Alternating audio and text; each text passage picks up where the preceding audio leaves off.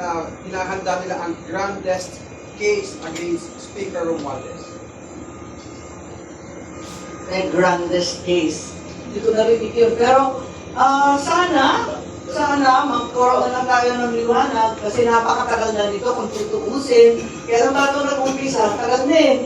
Parang higit pa sa baby, 9 months na, mag-iisang taon na, inip na yung mga tao na parang nakalusot ang mga salarin.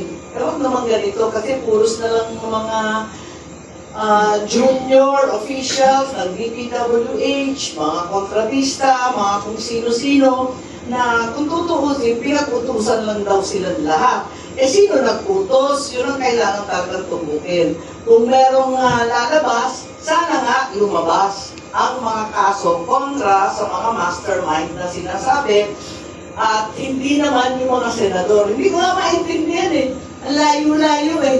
Yung flood control, kung saan-saan nakita, napunta naman sa Davao ang investigasyon. Ayun. Tapos, nagmula daw sa Kongreso yung mga insertions, ang mga senador naman ang kinakasuhan.